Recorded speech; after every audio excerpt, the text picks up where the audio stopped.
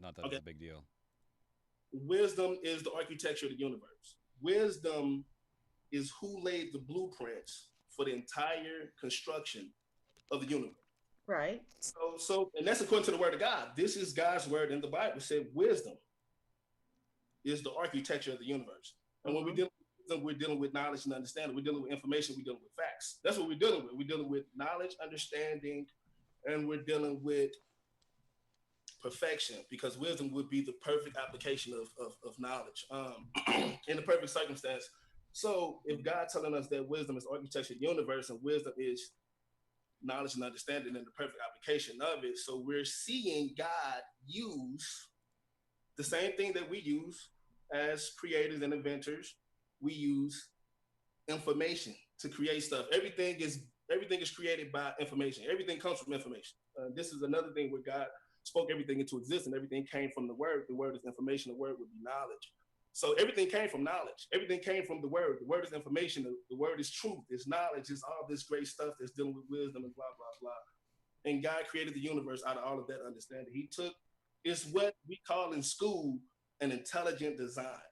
And that's what God is telling us. The school is actually in agreement with God with the understanding of intelligent design. And the Bible itself says that God created the wisdom is architecture of the universe. So we got school understanding scientifically that this is an intelligent design by seeing all the functions of the universe, by seeing all the forces and laws at work. We see that things are systematic.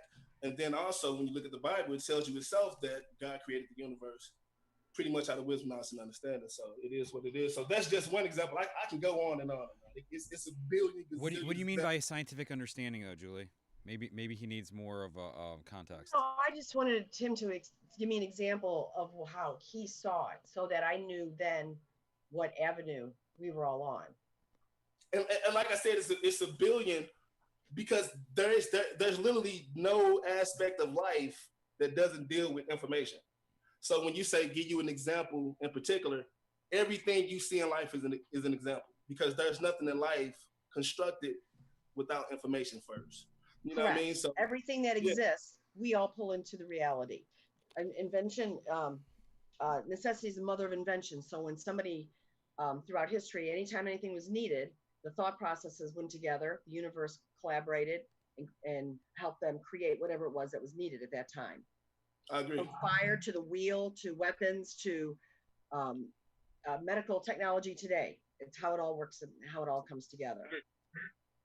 So many different ways things can manifest. You can speak things into existence. Things Absolutely. can happen just based off your destiny, based off a consequence. So it's so many different ways that things can manifest in the universe. You So, know, what is the it, destiny part of it? um, I mean, and that alone is like, it's so big because everything is destiny. It's nothing that's outside of destiny. Just like it's nothing that's outside of science, mathematics, or art and all that other stuff. It's all there everywhere. Everywhere you look, it's science. Everywhere Except you look, it's art. And choices with are given. So, therefore, destiny can't be in stone, right? Uh, destiny is in stone because. So let me finish just so I can get my perspective all the way out there. Chris, did you Okay. want to say something first? no, you got it. Go ahead. Okay, so everything is destiny. The sun was destined to become the sun and light the earth. The earth was destined to be an habitation for men, women, animals. All of this was destined. We were destined to breathe oxygen. We were destined to have relationships. We were destined to be on earth. We were destined to be in the universe. There's literally nothing. The Bible was destined to be written. Everything in history from the beginning of time till now is all destiny. It's nothing that exists outside of destiny because everything has been purposed or predetermined before its own time, according to the Bible. Now, this is just spiritual information. Some people can come up with something else outside of that, It's but according to the Ecclesiastes. Bible, It's Ecclesiastes. Ecclesiastes, what about it? To everything, there is a time. It's a Everything time for comes in its own everything. time, and everything, and we exist in our own time. And I everything that agree. comes to us, and when it's time to come to us. When it's time. So, and that lets you know right there, everything has its purpose. Yes, Ecclesiastes says that it's a time for everything. Time to kill, time to steal, time to build, time to destroy, all that. Time to have sex, time to not have sex. It's a time for literally everything out there, which also confirms what I'm saying, that everything is destined because the Bible itself says there's a time for everything. So in time, all things will happen. So So why it's do you think destiny. some are able to manifest certain things and others are not? The Bible, according to the Bible, it says that everybody will receive a certain percentage of faith. Faith is how you manifest things. Faith is how you believing. You don't have to believe in the Bible to utilize faith. This is the natural workings of the universe. This is just how it works.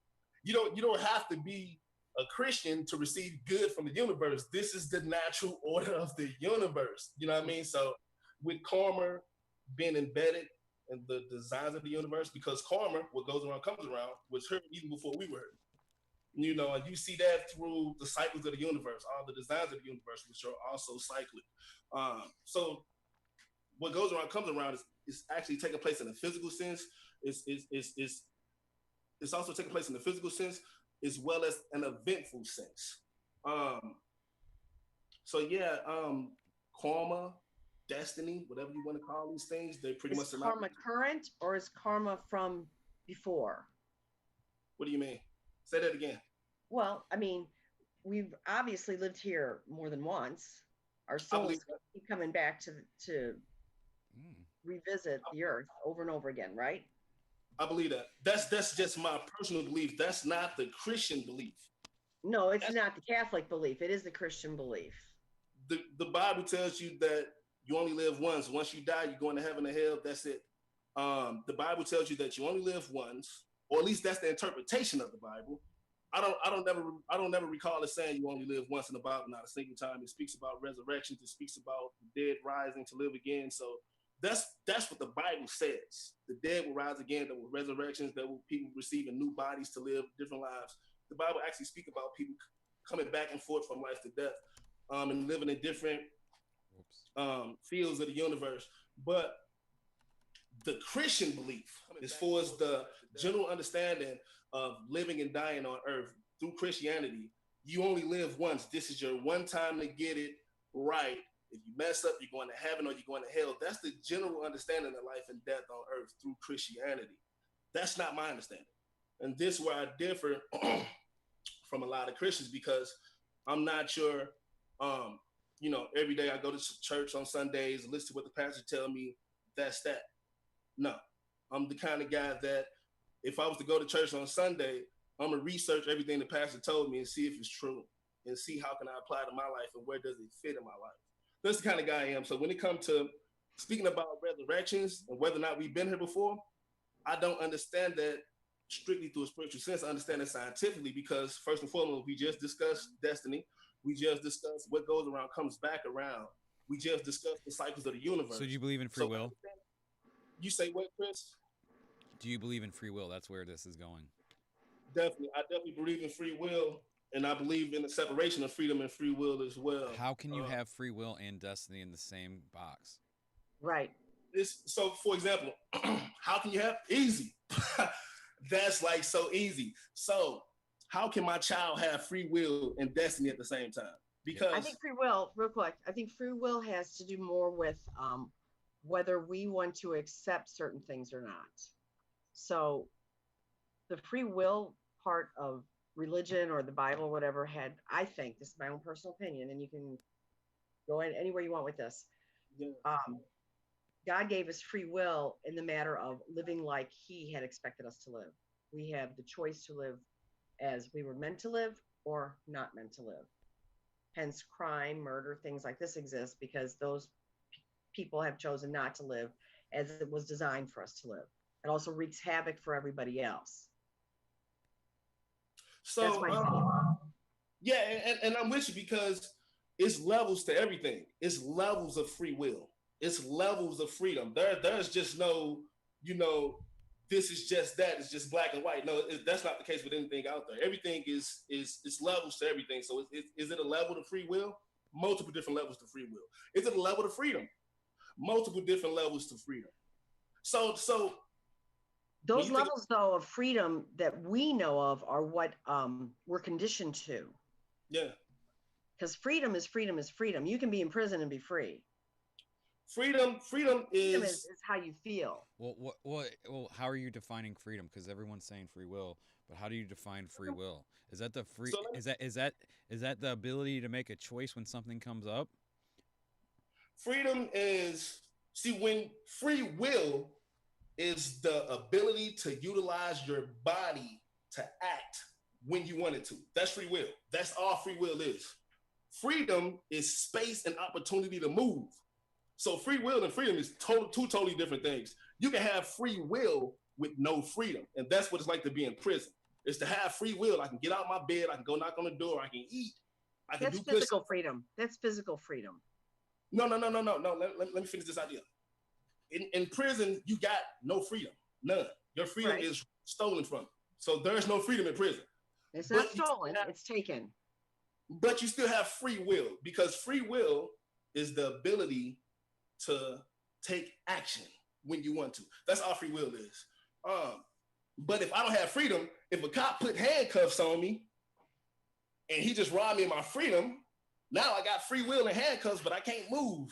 So now I'm in handcuffs with free will. Just like people are in prison with free will. Just like people are in the military with free will, but they can't move.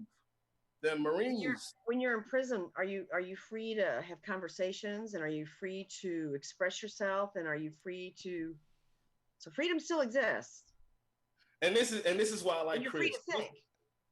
This is where me and Chris get along so well, because Chris is so deep, and I'm prepared for that. I'm prepared for the levels he like to venture to as he, have any type of intellectual conversation. And I'm ready for you as well. No.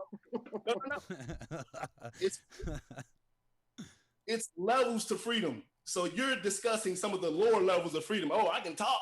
I can sit down on my bunk, but this door locked. I only got 6 feet. Physicality is the lowest level of freedom. It is definitely the lowest level of freedom. You said what? I think physicality is the lowest level of freedom. I think your mind is where your freedom resides.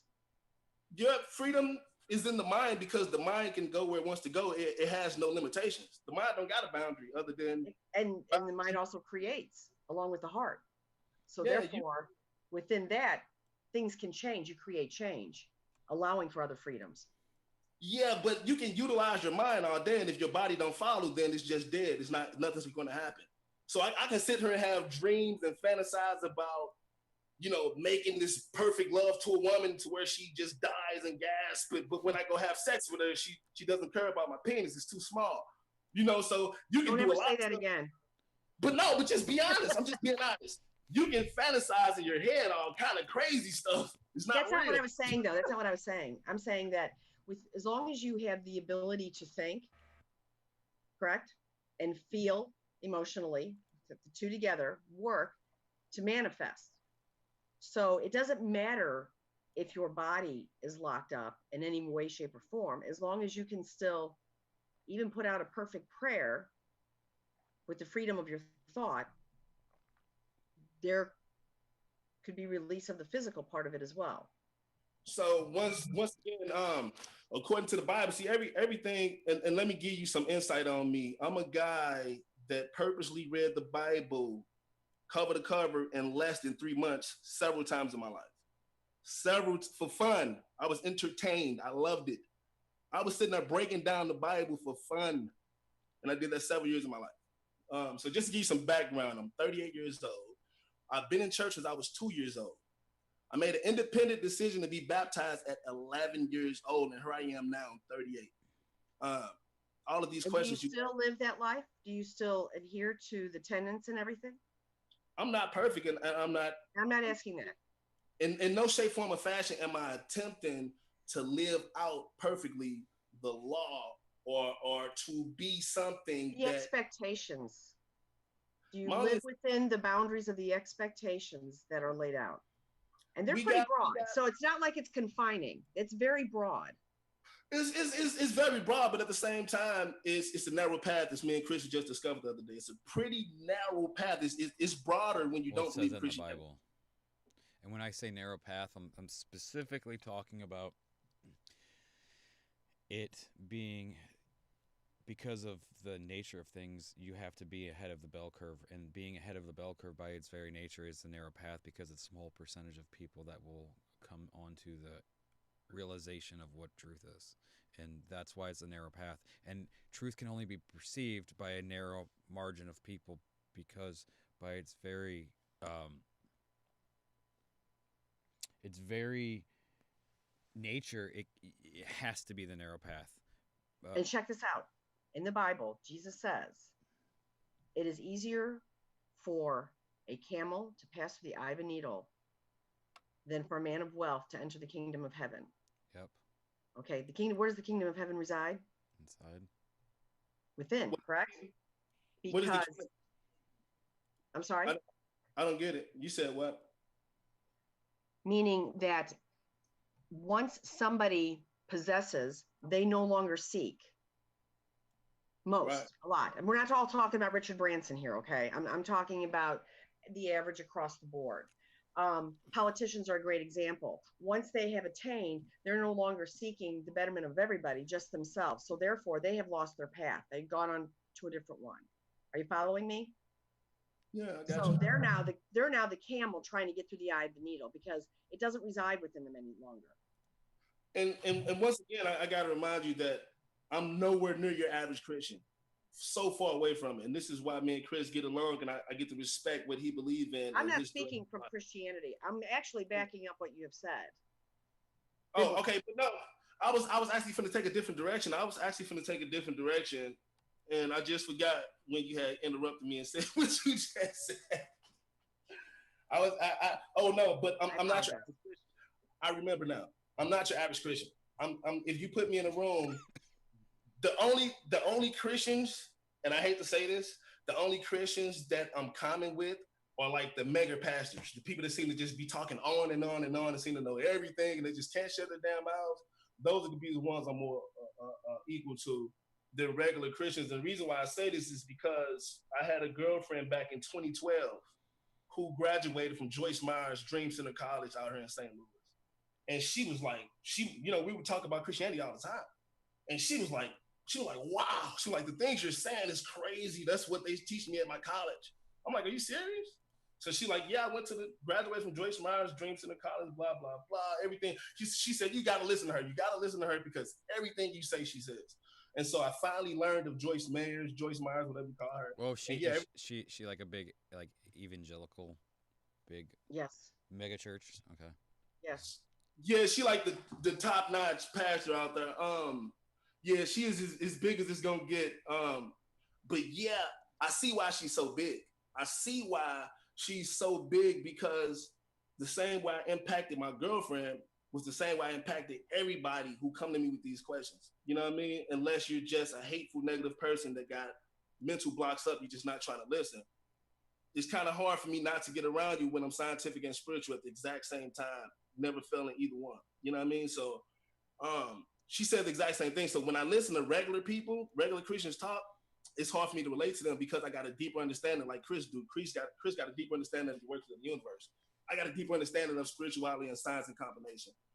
So it'd be kind of hard for me to understand stuff. When God say that it'd be easier for a camel to pass through the eye of a needle than for a rich person to get in heaven. Yeah, but you also got to remember. No, that's not what he said. That's not what it says. It says that for a rich person to enter the kingdom of heaven. Yeah, that's what I'm saying. Same thing. Just yeah, I'm from the city though. I'm talking a little bit different. I'm from the city. So anyway, yeah. Yeah, that's what I said. So anyway, yeah, moving forward, but you also got to remember, see, one thing with the Bible is being able to calculate based off all the information at a single given time. There's never, it's like mathematics. You can't do scientific notations without being able to process addition, mathematics, multiplication, and all that stuff at a single given time to come up with the equation for a scientific notation. So it takes a lot in the thought process to get an understanding of some stuff that's complex. It's the same thing with the Bible. You're gonna have to have this vast process able to weigh everything that's being said in that Bible at a single given time just to get one answer. And when you're saying the stuff that you're saying right now, you're saying that it's easier for a camel to pass through the eye of a needle than for a man in heaven. Boom. Everybody knows that. But that's not in totality. Because you also got to remember that King David and Solomon was the richest. King David and Solomon were some of the richest people that walked the face of the earth. Job was one of the richest people that walked the face of the earth. He went to heaven. King David went to heaven. The Bible telling you these guys were rich. It told you that Job lost all his That's not kids. what I said. That's not what I said. That's not what I was saying, though. That's not anything near what I was saying. So clarify Your to him. meaning is that Let her clarify. Clarify. okay. We were So talking about free choice and free will. what are Okay. you saying? We were discussing free will and freedom. Right. Right. But And what does that have to do with a rich man getting through heaven in an easy manner or in a hard manner? What does free will and all they got to do with that? okay, so we'd have to backtrack quite a ways here. Okay, But so we were talking. We were. Steph, you ready? I go ahead, was. I Chris. was saying that it's an. Paper. It was talking about the narrow path. So in the Bible, it talks about the narrow path, and the narrow path is the Bible's way of explaining that the bell curve could never, ever come to truth because they exist within a world of materialism. And when you exist inside a world of materialism, you don't have the ability to reach the highest levels of truth because you are of the world. And like it says in the Bible, to be in the world but not of the world. And unfortunately, because of the law of mathematics, if you're part of the status quo, you by the very definition can't be ahead in the bell curve. And the bell curve is the people who have pulled themselves out of the materialistic indoctrination and everything that comes with that. And that means that they've overcome all the fleshly devices that hold us down, right? To say Christ would be a perfect example. Jesus would be an example of right, that. right. So that's why they say, Buddha. yeah, yeah, and that's why there are few prophets and not many prophets. That's why people with super high IQs are very small in their population, because if you're part of the bell curve, if you're part of it's 33% on the way up and 33% down, which is 66% of the population in any given sample of any concept or idea.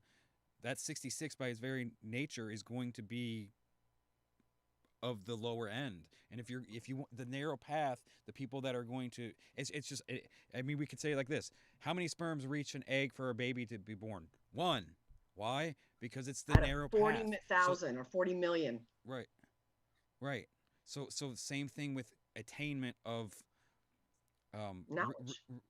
reaching the highest levels of perception, knowledge, understanding, and experience. It's by its very nature, when you're reaching that highest point, it as you go up and you go through all the different trials and tribulations, it's going to get narrower and narrower. It's the limitations of living in a materialistic, or you could say a physical world. It's the nature of the beast. Or conditional world. So let me say this. So yeah, Chris be always on some deep ass shit. He can go on and we'll all be lost. But no, to go Not back all to of us. yeah, we will all be lost. I pretty much understand Chris a lot better than a lot of people, and yeah, Chris will go on and start talking about stuff that so far gone. But anyway, get back to the superficial aspect of this narrow path. Just to keep it simple, according to the Bible, the Christian principle, the narrow path is simply the good path. It's a broad path is if me and my wife get into it, I can kill her, I can choke her, I can spit in her face, I can kick her out the house, I can talk bad about her on the phone to my friends, I can yank her wig off and make YouTube videos. You're I can talking take her. specifically about human compulsive nature, and when we're in emotional states, or any time that we are reactive, we are operating out of compulsion. And it is norm to act out of compulsion. It is not norm to be of a place where you exist above your materialistic or your animalistic or your compulsion. And that's the narrow path, is always going to be that. Our world exists within material and all the different nuances that come with living in the material. And that's it. Yeah, and once again, Chris, whoo, sometimes Chris be saying stuff. I'm like, look, let me get the book you just read that on so I can figure this out. But yeah, but where I'm going is it's simple. It's really simple. We're dealing with quantity, size. We're dealing with proportions. Um, God says that it's only a limited amount of good you can do. The rest is either worldly, evil, demonic, some type of way. You know what I mean? Like his way is the only way. That's what he's saying. He said it's one way and it's my way. That's what he's saying. So that's the narrow path. The narrow path is I got an idea for human beings. This is it. Walk it or leave it.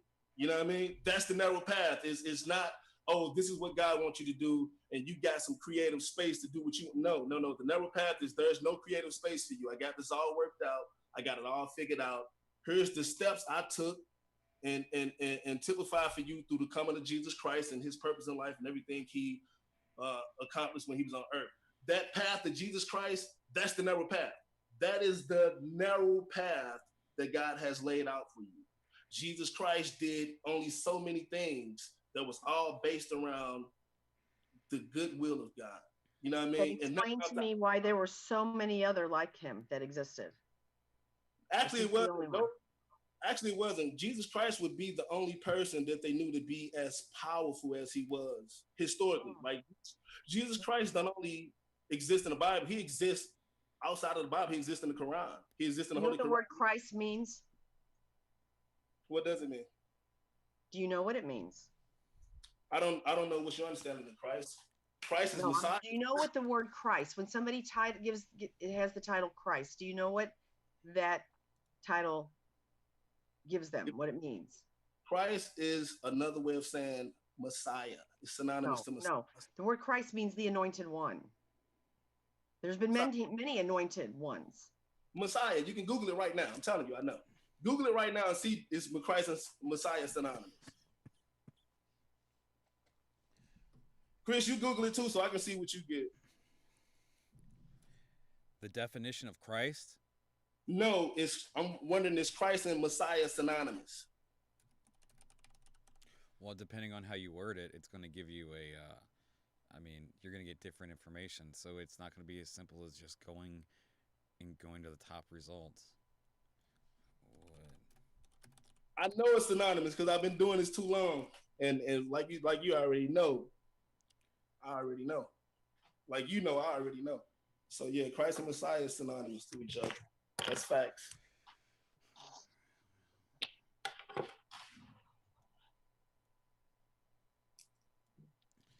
Old English, Christ, from Latin Christus, from Greek Christos, noun used as an adjective meaning anointed. What's your source?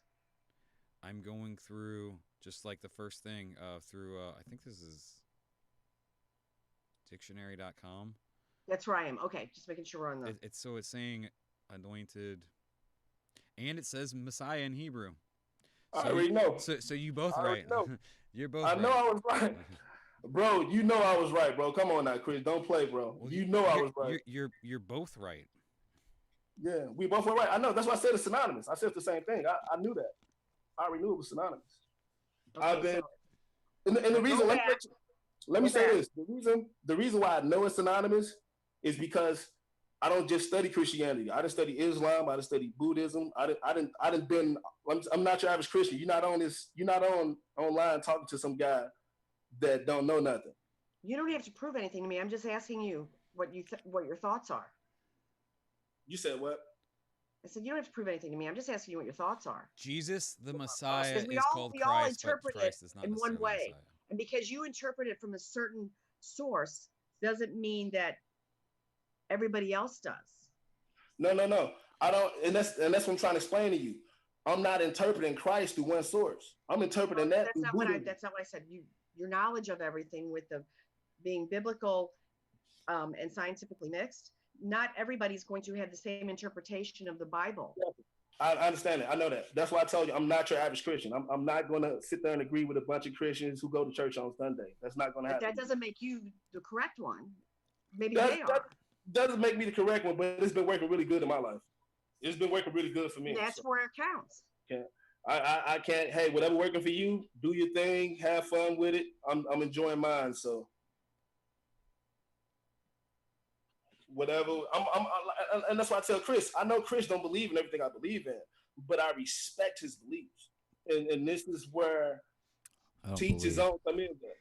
If whatever Chris believes in, I don't care if it's satanic, demonic. That's between him and God. I don't got nothing to do with it. Chris don't never worry about me criticizing or judging his beliefs. Never. You know what I mean? I got my own opinion It's and only between him and God if he believes in God, right? it's between him and God whether you believe in God or not. God ain't your God. He's not God because you believe he's God. He's God because he was first and last. That's why he's God.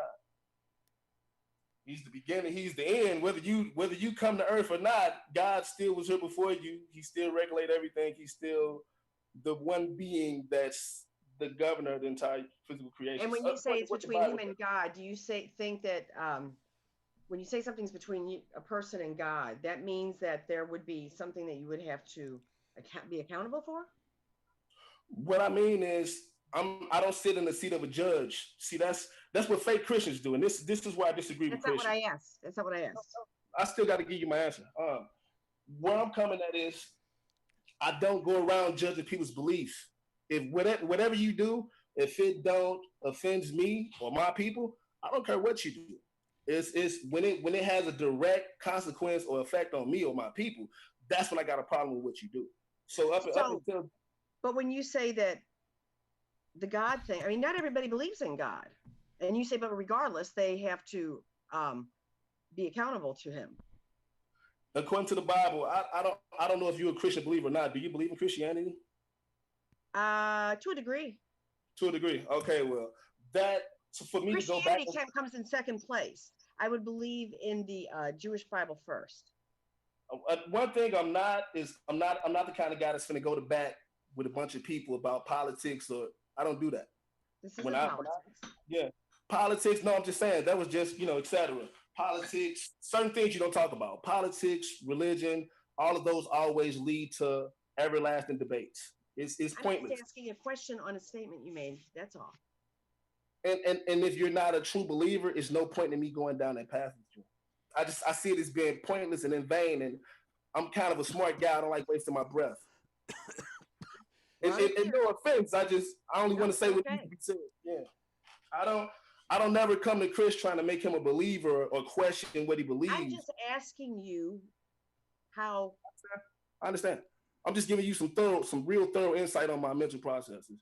Certain Yeah. things I just don't do. Yeah, certain things I do. I don't go to bat like that. You believe, you believe. You don't. It's between you and God. I'm good. That's my attitude. Is I'm good. It's working for me. I'm not trying to make converters out of people. I'm not trying to make believers. Believe you don't. The Bible actually tell you that in this time, whatever they are, let them be what they are. And just continue You know, about I your can job. safely say that I think Chris believes that there's many schools of thought and many roads. Yeah, Am I I wrong know. in saying that, Chris? Um, do I believe that there's many roads? So my I should. There's many schools of thought. yeah. There's there's been different. Uh, I don't want to call them experts. There's been different people, enlightened people, who have helped guide throughout the ages. Doesn't It's not all rolled up into one. I believe that I believe that Jesus was one of them without a doubt, and I think he was very. I think he's probably because of the circumstances surrounding him, but there's not a lot of truth surrounding him either. They've chosen for us what we can and cannot believe in if we choose to go that way, and condemn us for not if we say that we are a Christian or we are a Catholic or we are a Protestant. If we don't believe what is written the way what they have us reading and that they believe is the correct way, then we're just wrong. If you study history, though, there's a lot of things in the Bible that need to be questioned and that can be easily negated. Right. So back to like what I believe or what I don't believe. I don't think I can state that. So I'll say this: what I know, the essential truth that I always will say before I talk about any other subject underneath it is I know that the highest truth is a state of mental equanimity where you have no thought, and anytime we have a thought, idea, or concept, it's bringing it down into impermanent realm of materialism, and it is essentially erroneous and corrupt. So from that statement, the initial, it's not even a thought, idea, or concept. It's above thoughts, ideas, and concepts, because these are all words and ideas. So it's a state of thought, or it's no better spoken. It's a state of observation. That is the where there is no thought. That's the highest realization of truth. And as soon as you try to dictate it in language, it gets um, degraded. And so what I would say is that greatest thing I could ever say about reality, anything, is that I know nothing and I can't say anything about it. Right underneath that, what I'll say is you can build models, and those models you can have um, varying levels of belief in those models, and I would say that in some degree, I would say that there's multiple people that have came in throughout history, and these people were more advanced or ahead of the bell curve, and they reached a certain level of awareness, and this awareness is what I'm trying to speak from. They call it sometimes speech from the silence, and those people understood their inner workings as well as the external inner workings, and those people were influencers to get humanity to evolve to the next step every single time. They brought down what needed to be said and pushed it, whether it was Buddha, whether it was Jesus, whether it was Muhammad, whether it was Lao Tzu with the Tao Te Ching, whether it was the three initiates when the Kabbalion came out, um, whether it was like that era of New Thought, whether it is the people that are coming out now, like you have, for instance, Deepak Chopra, which a lot of people will give him flack for him being kind of overly commercial, but What he's about some Eckhart Tolle? what? And well, What about Eckhart Tolle is probably one of the most modern uh, versions of that type of person, because what I'm saying, his state of mind, the state of being and existing in that state and everything that comes from it is kind of the point that I'm trying to make. But yeah, Eckhart Tolle is definitely one. Anyone who's reached that, and it's not doesn't have to be famous people. People can reach this. The problem is that it's a narrow path, because the reason being is you start off with, I was just talking about this earlier, desire sets. So your first desire is for you to desire shelter, and then after shelter it is sex and reproduction. After that is like basically wealth of those previous ones, and then people desire knowledge, and then they desire to go to spirituality, usually in that step that like they have to go through those different desire hierarchies, right, before they reach the highest aspirations, which is the to connect back to source and like what the hell's going on, right? And usually that's the typical process for people. However, you can short circuit that through different spiritual practices, or you can call it meditation or different methodologies. It doesn't matter, it's all semantics. But you can basically rid yourself of all those different filters, basically, that the different desire hierarchies create, and you can experience or have a what they say in Buddhism and Hinduism, a satori experience, which is awakening to that one experience of observation without distinction or dichotomy. And once you reach that, then you've had that experience and you understand, and then a lot of different a lot of different humbling things can happen, and you realize that all human knowledge, all language, it's all just it all impermanent. exists within us to begin with. It's a point of finding it and seeking it. Well, it's reaching that point that anyone can get to, but because you have to go generally through those different steps, that's why it's a narrow path, because people, they grow and they have to go through that, and it, usually, people don't like. That's why people didn't used to study Kabbalah until they were like 45 years old because they haven't gone through those steps, those levels of desire hierarchy. So if they tried to study the Kabbalah, which is the wisdom handed down by the Jews, they wouldn't be ready for it. They haven't reached those steps. But now people can actually pull themselves out, and there's whether it's in Hinduism or Buddhism or whatever, all these traditions are trying to get you to that one thing, to short circuit going through all those steps and going straight to the top and having the experience. Once you have the experience, the way you look at reality then explodes, and then you see all different possibilities, and it's not necessarily dependent on the current level of desire set that you're in, and the filters that they create. So wouldn't like the highest level monk in Buddhism be one who's already attained that and been able to um, achieve all of that? And it starts with the meditation, doesn't it? Well, Emptying your mind of all the things that are current and so I in become your empty, reality. because I become empty. I become completely full, and that's the thing.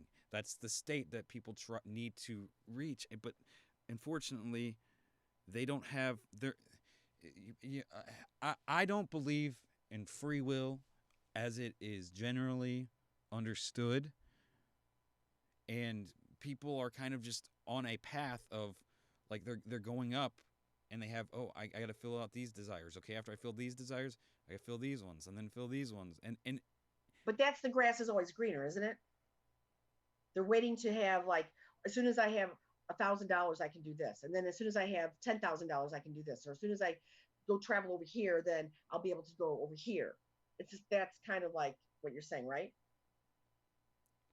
They're trying to achieve or acquire instead of seeking. See what I'm saying? well, so when I say desire sets, it's like they come to a state where this is what's important, and they see the world under this Canopy. dichotomy, right? Okay. Right, All right.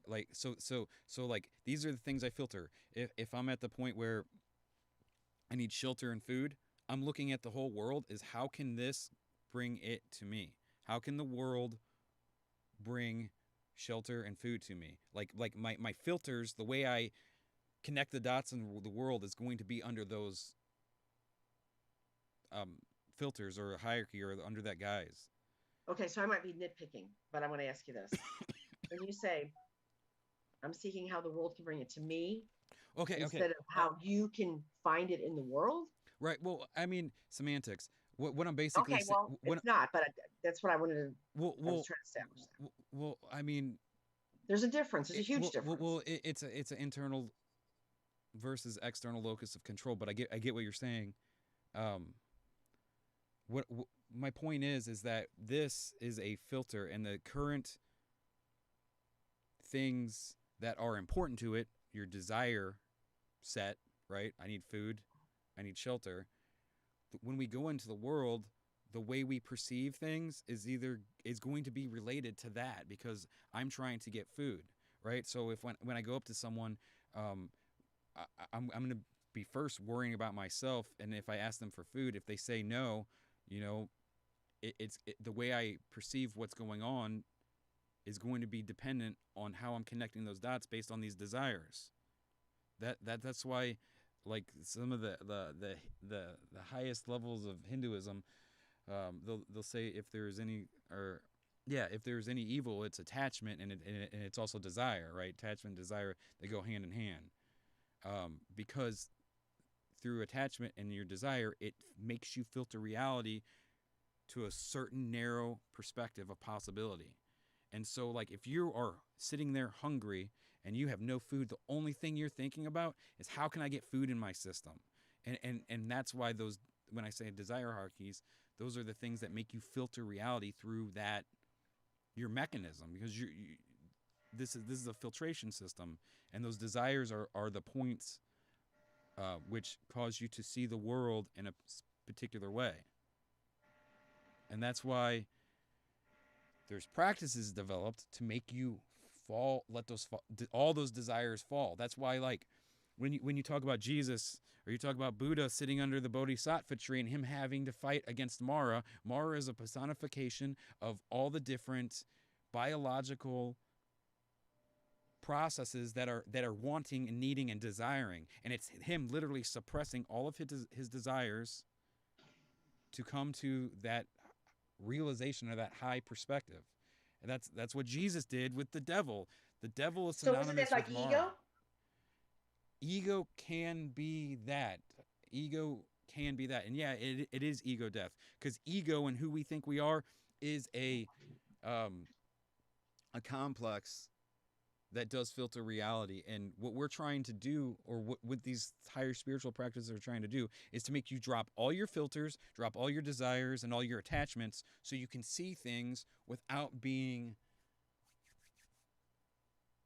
degraded through your filtration system and Without coming to, feeling naked well, being naked. or susceptible.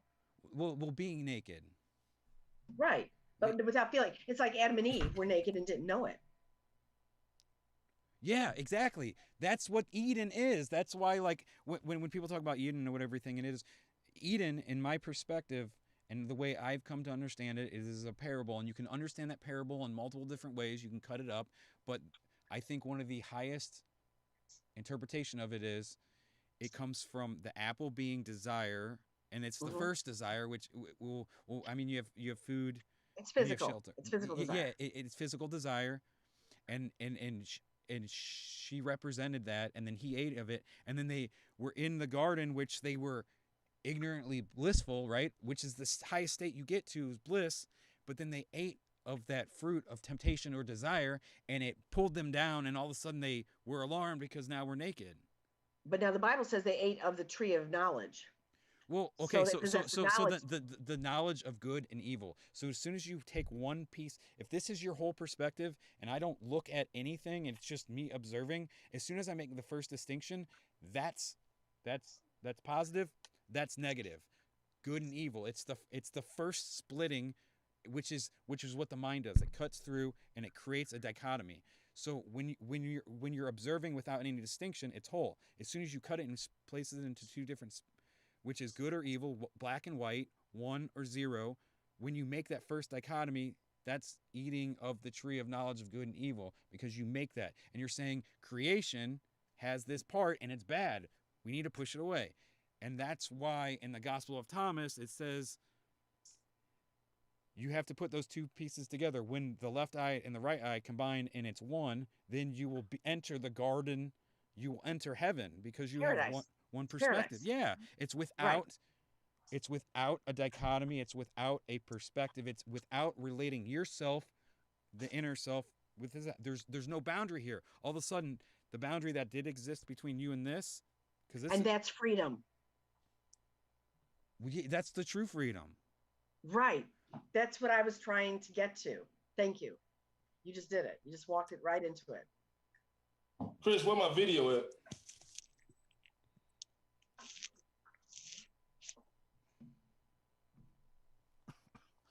But Thanks, bro. so that's what I mean. Basically, the whole point of what all spiritual systems do is to try to get to someone to that level. Unfortunately, not everyone is at the place or have the circumstances within the realm of existence where they can achieve that, right? Because they're innately part of the whole, the big system, and so they can't do it. But what they can do is other people can get here. They get to that experience, and then once they get to that experience, they can sit there and set up for this bigger thing to slowly move forward in evolution, right? That's that's so humanity is, I believe, is ever evolving. And because humanity is ever evolving, there's always going to be these people that are ahead of the bell curve, that are going to have some sort of, it could be internal technology or external technology. They're going to find it, they're going to create systems, and then they give these systems to the mass, and then the mass will slowly assimilate it, and then humanity as a whole will evolve. So there's always going to be those people that are going to achieve the highest experience, and then help try to push this whole thing forward. But by its very nature, as soon as it gets forward to the next step, there's going to be people ahead of it in the bell curve, and then they'll come back and create systems, and it's going to be better. And yeah, so when I look at all of Christianity or Muslim or anything, these all things have purpose for different people at different levels on the pyramid, basically, right? And so I look at it as they're all holistic in that sense. They all have a purpose, and it always it literally will hit someone and explode when I tell people, well, I know that Scientology has a lot of flack, but if you actually studied it and you started to extrapolate from Scientology, Make a lot of sense. there is knowledge bites in there that are of higher thought or higher existence. That doesn't mean that there's not corrupt things in it, and even different, like I was saying last night, even in different veins of like so-called Satanism, even though it's not Satanism, it's just they label it as such, even though there are other things. Satanism is like its own big thing, and there's all different sects, and they all believe way different things, and they're not even in the same fucking boat as Christianity. They just say Satanism because it's cool or this or that. Some people use Lucifer as a symbol that they are into to represent the worship of their own intellect, but people misunderstand it. So there's all different sects with all different possibilities, and I try to look at it from the perspective of everything is one functioning system, and without having it be dichotomized. It's all good. The whole system is all good from the start to the end. It's us in permanent space that are kind of limited. I'm going on a tangent. Nah, yeah, sorry, I had to move some stuff around. I mean, so when we talk, when you and I talk, and we bring up, we generally come to the same understanding that all is good. Or I don't like saying good, and I don't like using language because language has a certain connotation that comes with it. But the understanding is the same. The language and how we express it is just different. Definitely. And even though, like we were talking, like you and I were talking last week, and you were saying, even though all is good, that means man being part flesh and in the material world, you said that man's going to do what? He's going to be good and evil. Going to be good and evil. But the good and evil are there because it is part of the system. The natural universe. Yeah, that's. Oh,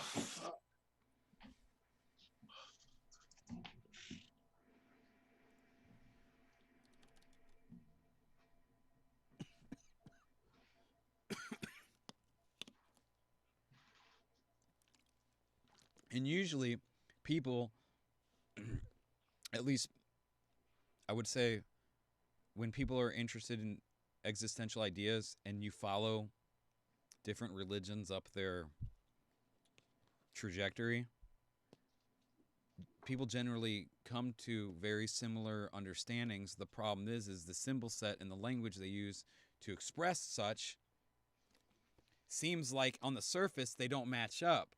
But if you have a higher perspective of, they all are saying the same thing. He just left again.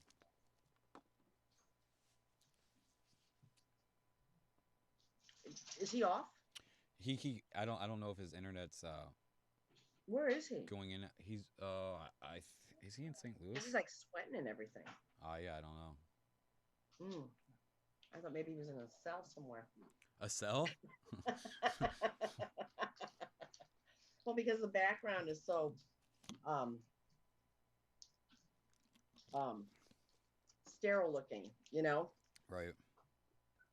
And it looked like at first he didn't have any clothes on.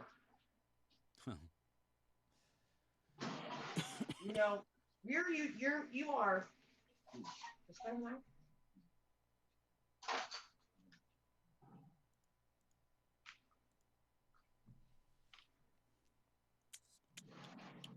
You are so many levels informed that I would find it very difficult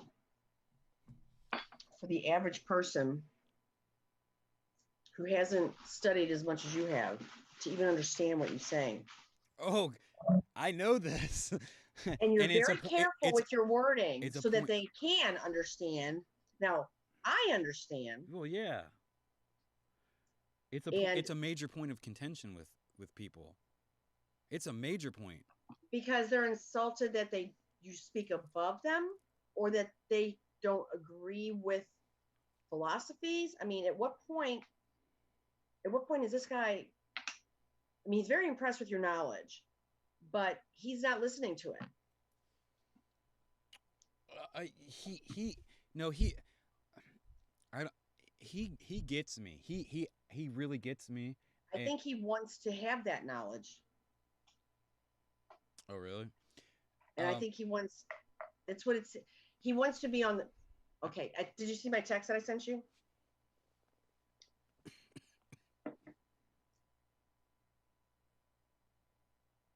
I understand the Bible. I've read it myself more than once. right.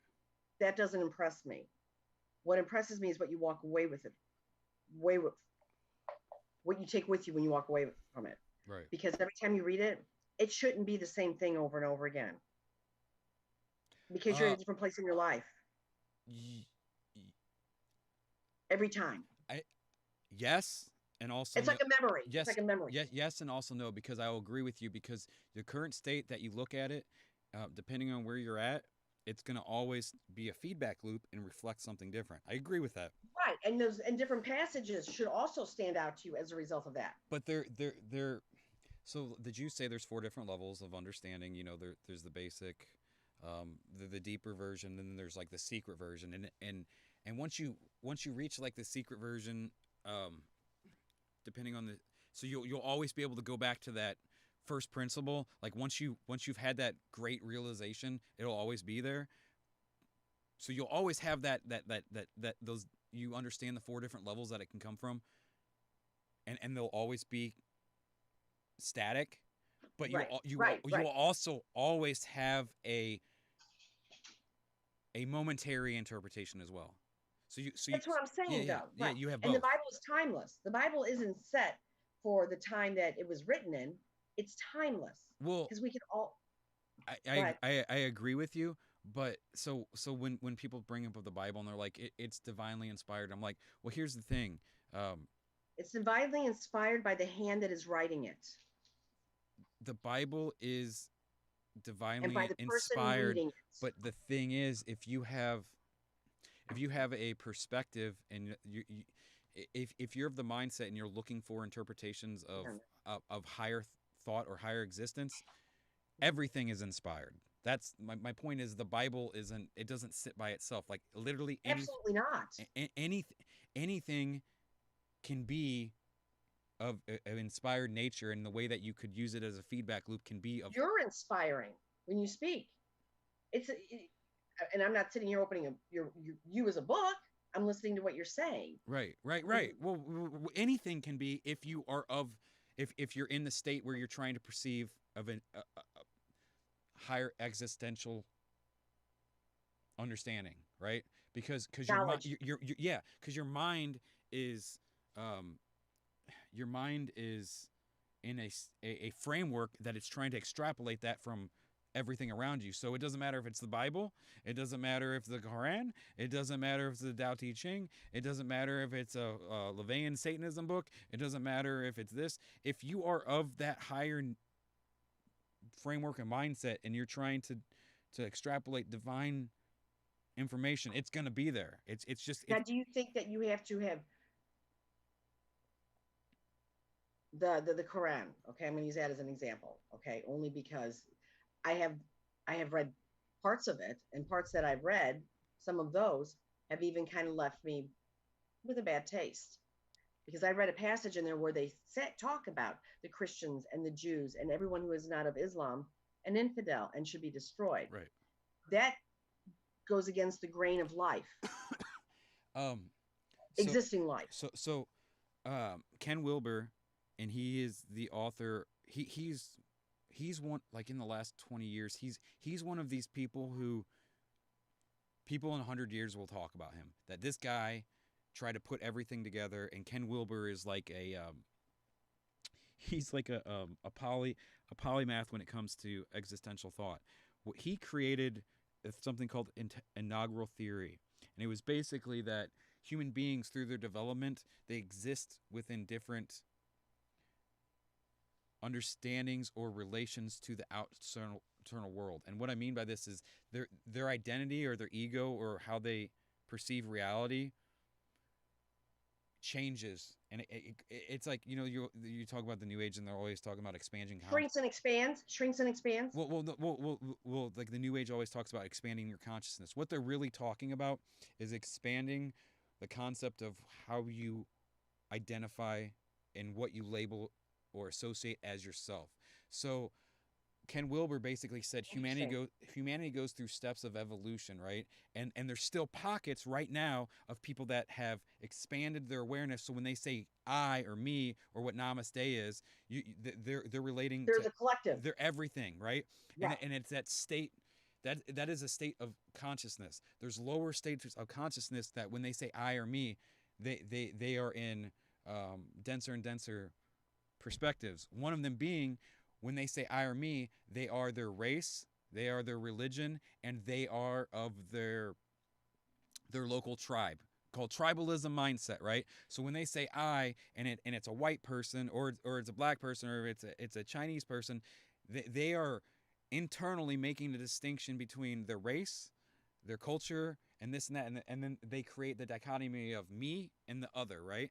And that's very compartmentalized. Well, yeah, they're all of them. They're compartmentalizing it, but it's a state of growing through different levels of consciousness. So when you say that the book Islam might sit there and say these are the infidels or whatever, it's because that book essentially was catering to someone who was under a level of consciousness that exists within this bubble, right?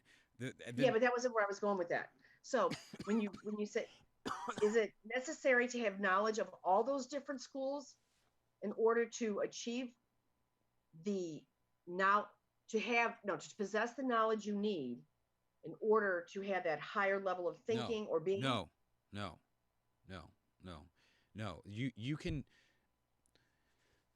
You can like yoga. A lot of people misinterpret what yoga actually means. They think because it's become pop and like it goes to the mainstream, like the subtle nature of what yoga encompasses becomes simplified. But yoga in its truest sense means to have bonding or union. And what it really means is to dissolve the boundary between this and that. And really what it means is to dissolve all boundaries and come to a state of equanimity, or just that perfect state of observation without distinction, right? Or the silent mind without judgment. It's the same thing. That's why judgment and judging has the connotation it does. And if you go through that process and you're analyzing yourself, you'll see when you retract the compulsion to judge, because that's what it is. It's a compulsive thing to do. When you retract it and resist doing it, you will experience higher states of consciousness expansion. And how you go, the closer you are to the unity level of, right. You're following the ladder back up, basically getting into there's no distinction between this and that because it's without dichotomy. The dichotomy is the knowledge of good and evil. Yeah, it's the knowledge of good and evil. And so when you constantly see or feel a yin yang in your life, you know that you have not achieved that yet. Yeah. Yep. Yep. Yeah. So like what like in the Tao, it talks about it's the same story. It's literally just using different language. The reason why I like the Tao so much is that it is the most simplistic language and the way it talks about things. So it seems like it's almost it's weird. It's like you with a lot of these teachings, they grow more and more and more complex, more and more. But it gets to a point where that teaching has existed so much that they refined it down to the most simplest little explanations, and that what those parables are supposed to be. But to me, um, it's the Parables exist so that you can find the meaning. You have to think about it. right. But like, and there's a lot of good ones, and they can be consciousness expanding, but like Taoism is like almost in a league of its own that nothing kind of really touches because of how simple it says it, and I think because a lot of it goes back to the library in Alexandria, right? And that when that library in Alexandria burnt down, right? Right? When that burned down, that doesn't. There was still veins of this knowledge that went to Europe and that whole area and got developed, um, and then it also went to Asia. And a lot of people think that it went to Asia and it was almost like in a place by its own, and it sat there and developed so much that the complexity got completely removed from it, and it was just a very simple teaching, and it was almost like they had a way to develop it without outside influences, whereas in India there was like a big where the paths crossed, and like all these different concepts and ideas like intermingled. But I mean, all we're talking about really is the development of spiritual knowledge over time. And I hate using the word spiritual because it has connotations of um, like the new It's age the and this and reality, that. though, that we're supposed to be in, not the reality that we are in. Right. Well, it's the And it's it is an evolution because it's a growth. right. Yeah. And it always goes back to, nothing under the sun is new. It's all the same thing. It's just recapitulated and reinterpreted and re-explained. And it's Why as do you think it's taking so long for mankind with everything available to us? long's a. It depends on how you It's been demark them, eons. right? Well, I We're mean, still fighting for it. We're still like there are those who, like you, have the textbook knowledge. I mean, you've done a lot of reading, research, and work in developing yourself through this, and being able to talk on to anybody about it, and being able to explain it so that they can understand it. That's an accomplishment in itself. But even with all of this out there, and I know there are pockets in the world where um, they've never even considered anything more than what they have because it's survival of the fittest at that point. And I do understand that. But why haven't we grown 8 billion people on this earth to a level of, and I'm not talking about the bell curve because there's enough people out there who already have this information to pass it on. And we're still living so baseline all the time. so I think right now a lot of fundamental changes are going on, and it doesn't seem like it to us because we're in the midst of it. The very fact that you and I are talking about this, Birthing pains. what? They're Yeah, birthing pains, correct? absolutely. It's like the Hindus already knew about it. There was the yugas, the major time cycles, and these time cycles map the evolution of humanity. And I just think that we're going through. I mean, if you want to look at the Mayan calendar and the 13 Baktun that just ended in 2012, and the whole association with that in and of itself is a calendar just coming around again. And so we're going through that. Then you want to talk about like the age of Aquarius, right? And then And how we're heading into it. right. But then when you look deeper into society and you got people like what's his name, Keith. They're saying that we're going to have a technology apocalypse. And by apocalypse, I mean great change, not necessarily something that's bad. It's like, going from being a child into adolescence isn't bad. It's just a change. That's what apocalypse is basically. Um, we're on the cusp of technology and AI taking over, and they're saying like by the year like 2035 to 2040, um, people that kind of mapped it out, that there's going to be a point where technology is in our lives and it's increasing and growing, but when technology becomes self-aware, the growth and the advancements in technology will go from a bell curve like this to all of a sudden it'll be straight up, and innovation will happen so fast, so quick that the technology, it'll be apocalypse because things will just be super evolved and we won't even know what to do because as human beings we're not built for that. So that's coming, and that kind of aligns with like the different changes of ages and whatnot. Well, this whole thing that's going on with this virus thing, I think is part of it. I've discussed this with you before. I think it's the Earth natural selection I of trying to bring forth what is supposed to be versus what is. well, yeah. Well, Maybe, it could, maybe no, not, no, no, but no. it's a start. So it could be the Earth. It could be people. I mean, you could look at it from different levels, right? Um, so like you could look at reality that everything is just one energy and it's one thing, and it's all just interrelated and it's moving from that perspective. Or you could look at it from this perspective of humanity as like cells of the Earth, right? And like Right. all of us are basically like a neuron to the brain that is the Earth. Or you could look at it from a perspective of these governments are trying to do this and that.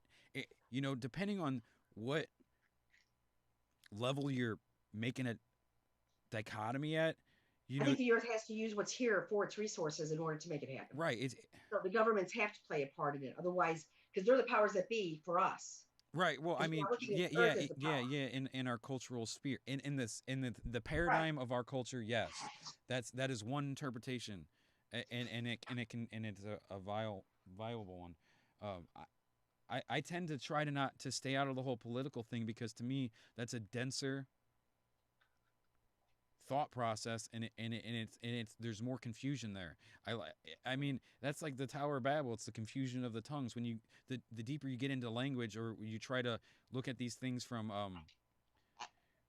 their level, I mean it's going to suck you down into it, and then you're playing in that game.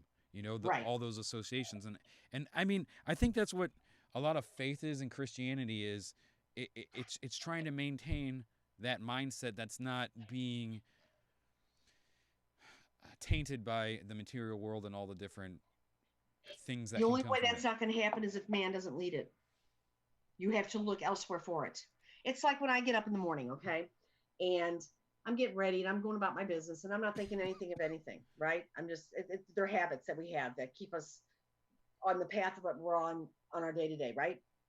And then I'm outside and all of a sudden I realize there's not a cloud in the sky. It's as blue as can be. And the, the warmth from the sun feels really good. And in that moment, I'm so thankful for the beauty, Yep, I the have those sun, too. Yep, and the clear sky. yep. It didn't take my politicians to guide me there, you know?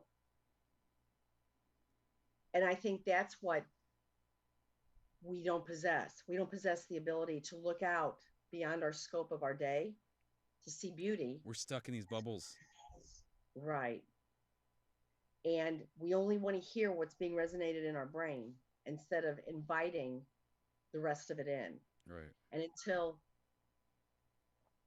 enough people do that, and there's an example for everybody then, because in our cocoon, most of us are not surrounded with people who do that Right. to give us that desire to be better and to come to fulfillment Mm. somehow, some way, someday. Mm. You know what I'm saying? Yeah, yeah, yeah. Yeah. I mean, you are the environments you surround yourself in. Like another way, instead of saying just energies all around us, you can literally just say we live in a sea of information, and depending on the current desire sets you hold or the filters that you hold, you're going to arrange that information however you want. You can sit there and look out in the sky and you could say, "Oh, look at this blue sky," or you could be inundated with a bunch of information from a media source, and then you could be fear-ridden and be perceiving the world through that lens.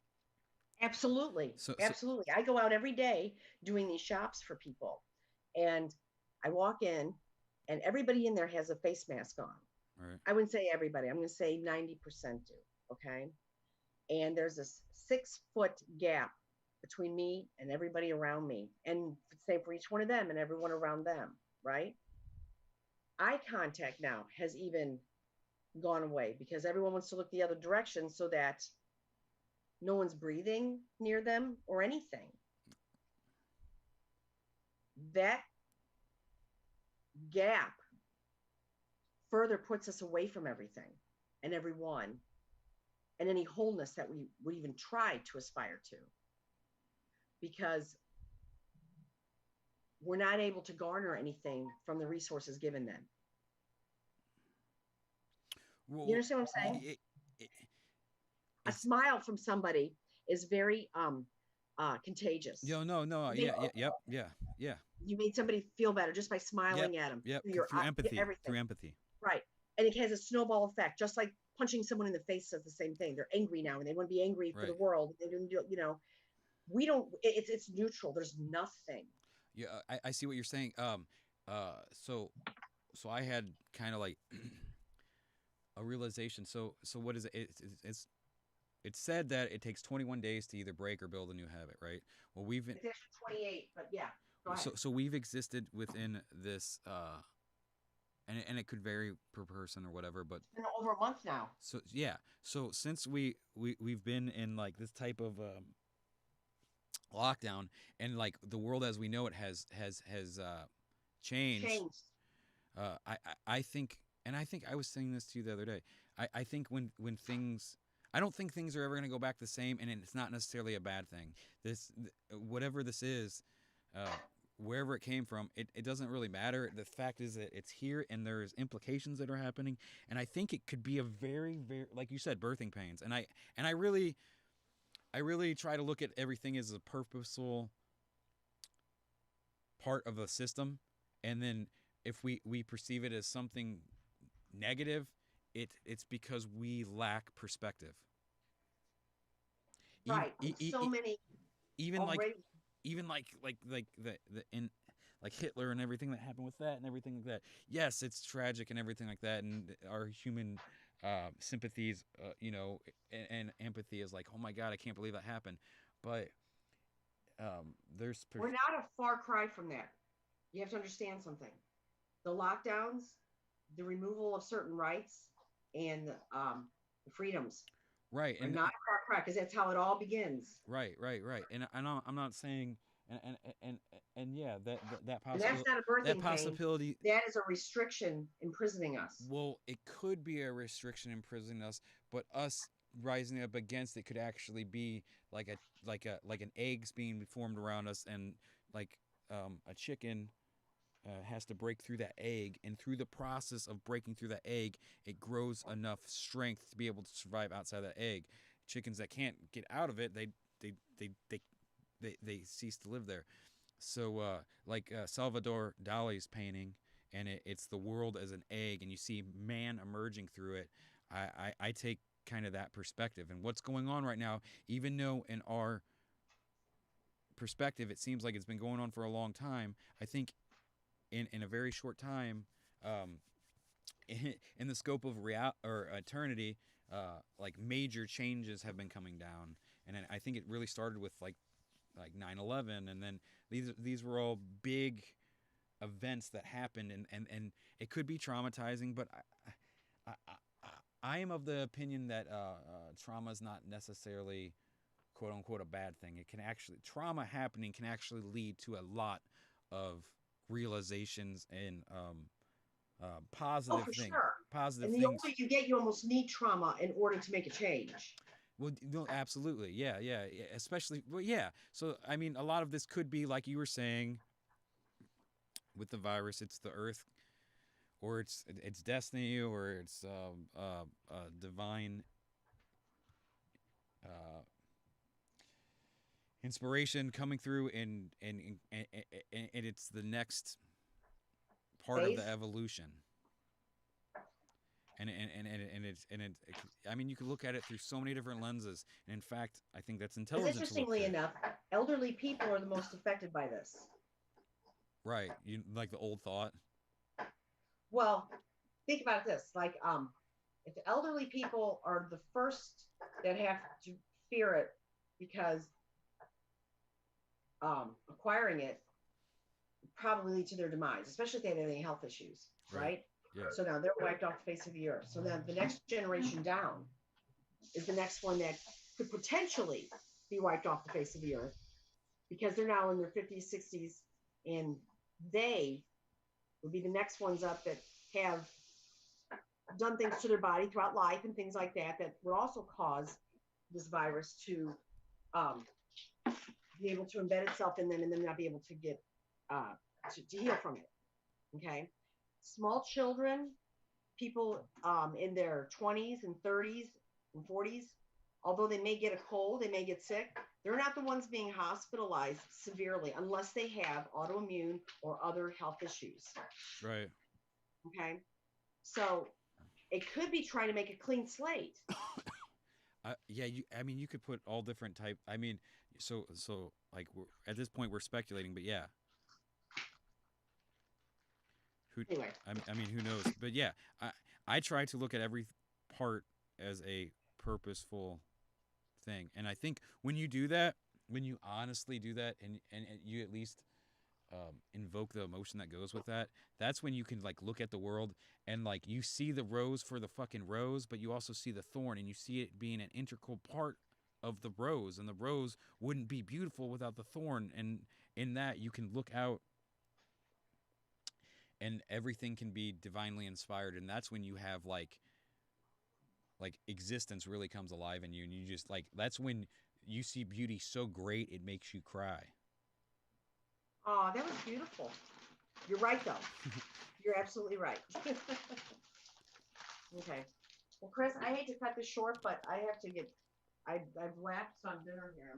I got to get this chicken defrosted and everything. So, That's cool. um, I'm sorry. I didn't mean to offend your friend in any way, shape, or form. I hope he I understands no, I that. don't think you did. I think his internet was dropping in and out. Okay. All right. Because he seemed to think that I wasn't challenging his beliefs. No. He's not, and he. I don't think he was like upset about trying to explain himself.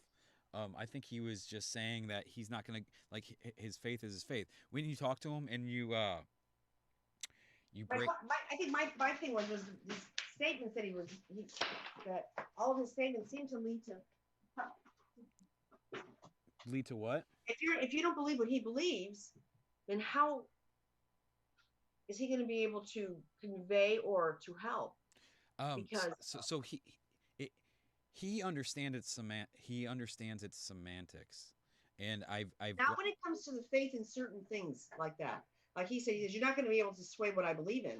Well, there are a lot of people who don't believe in God. So if you're going to present everything from a God perspective, you're going to have to find a way to either make them believe, oh yeah or you're going to have to step outside of it to guide them to where you want them to go. oh yeah I don't think he's trying to necessarily be.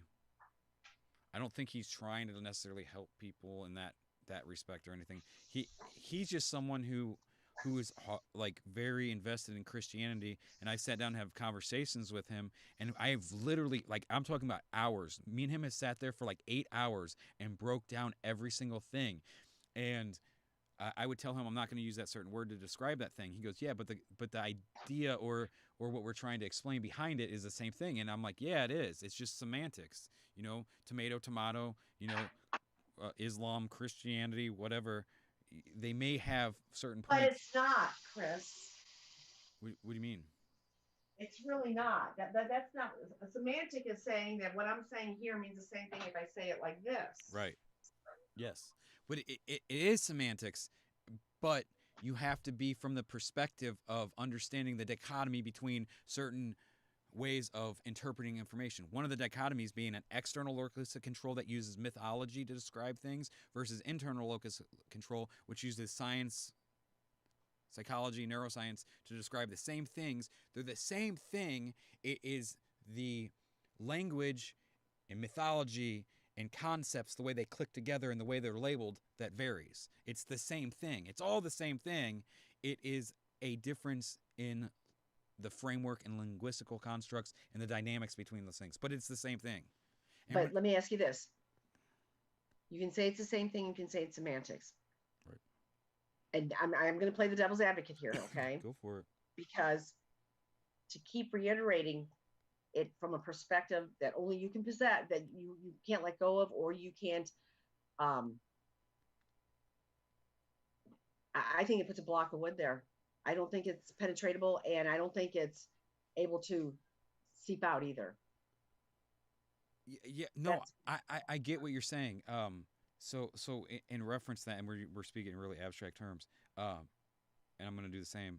I feel like there's if there's a goal to get to, and once you hit that goal, you know that you hit that goal, and then even though like I think he's just very invested in the vein or the linguistical structures that he went through to get to that same goal. I believe him and I, in some respect, have reached that same goal, and we both have the same conclusion. It's just that he is in a limited perspective because he's only using this language and symbol set. Right. And when I was your age, I wasn't much different than that. Right.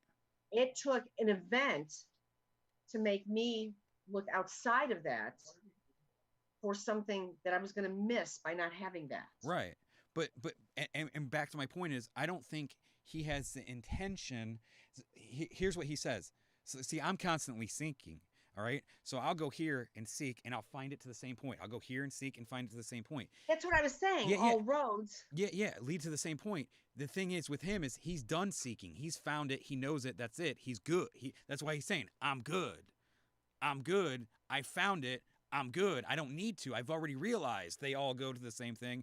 And I'm just going to sit here and exist within this vein of information. And he recognizes that I found it here, and here. And I can use this stream and associate these symbol sets, language, concepts, science, whatever, to this one.